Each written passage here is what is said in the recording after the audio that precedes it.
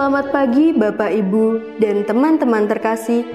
Pada pagi hari ini, marilah kita mengawali aktivitas kita dengan mendengarkan sabda Tuhan, merenungkannya dan berdoa.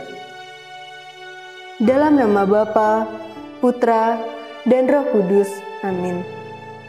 Tuhan beserta kita, sekarang dan selama-lamanya. Inilah Injil suci menurut Santo Lukas. Dimuliakanlah Tuhan. Pada waktu itu, pergilah Yesus ke bukit untuk berdoa, dan semalam-malaman ia berdoa kepada Allah.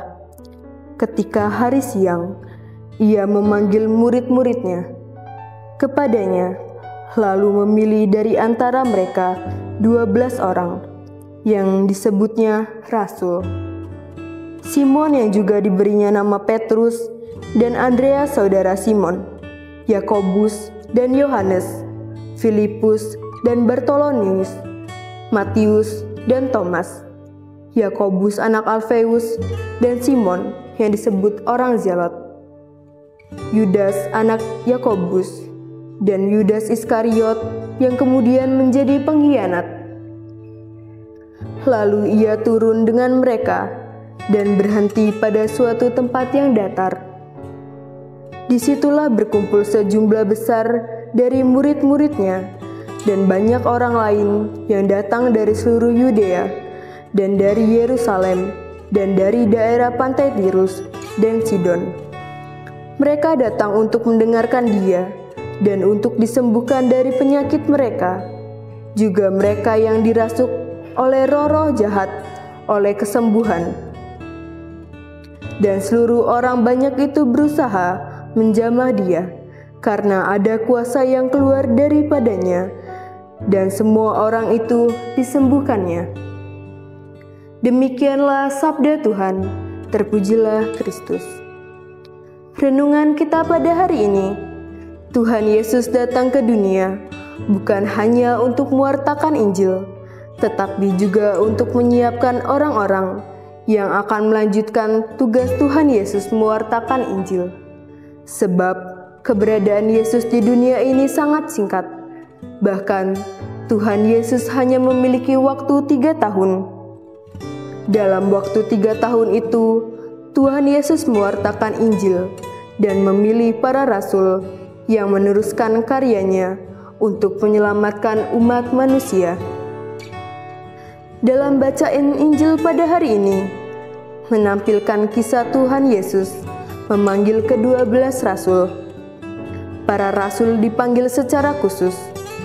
Para rasul menjadi kelompok istimewa yang dapat melihat, mendengar, dan menyaksikan seluruh kehidupan Tuhan Yesus semalam penuh sebelum memilih para rasul. Namun mungkin ada yang bertanya, kalau Tuhan Yesus itu Tuhan, mengapa Tuhan Yesus berdoa? Untuk menjawab pertanyaan ini, kita harus memahami konsep atau prinsip dasar iman Kristiani. Umat Kristiani mengimani Yesus sebagai Tuhan sekaligus manusia. Sebagai manusia, Yesus lahir, hidup, lapar, haus, berdoa sampai wafat di atas kayu salib, layaknya manusia pada umumnya.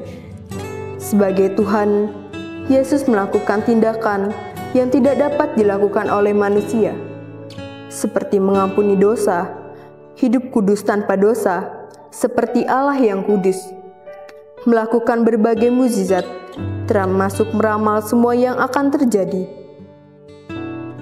Melalui bacaan Injil pada hari ini, kita belajar bahwa ada saatnya kita harus berdoa lebih panjang, atau lebih lama, atau lebih sering dari biasanya.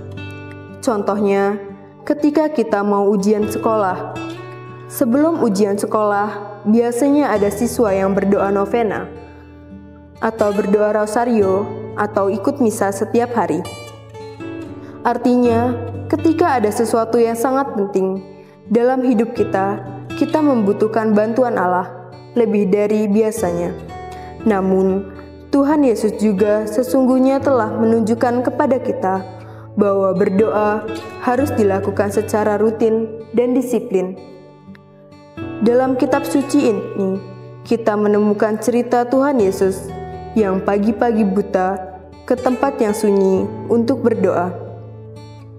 Sedangkan pada malam hari, setelah melaksanakan tugasnya, Tuhan Yesus juga pergi ke tempat yang sunyi untuk berdoa. Tentunya, Tuhan Yesus melakukan semua itu setiap hari, bukan hanya pada hari-hari tertentu atau ketika ada masalah. Refleksi kita pada pagi hari ini. Apakah selama ini kita disiplin dalam berdoa, atau kita hanya berdoa pada waktu-waktu tertentu ketika kita sedang mengalami masalah? Marilah kita berdoa. Tuhan Yesus Kristus, Engkau mengajarkan kami untuk disiplin dalam berdoa, bahkan ketika ada sebuah keputusan penting. Engkau sendiri berdoa lebih lama daripada biasanya. Bantulah kami anak-anak-Mu, supaya kami juga belajar disiplin dalam berdoa, sebab doa membantu kami untuk menentukan apa yang menjadi kehendak Allah bagi kami, sebab Engkau Tuhan kami. Amin. Santo Fransiskus Xaverius, doakanlah kami. Semoga kita selalu dibimbing dan diberkati oleh Allah yang Maha Kuasa, dalam nama Bapa, Putra, dan Roh Kudus. Amin. Sebagai aksi kita hari ini, mulai sekarang, mari belajar disiplin untuk berdoa di pagi hari dan di malam hari. Terima kasih, Tuhan memberkati.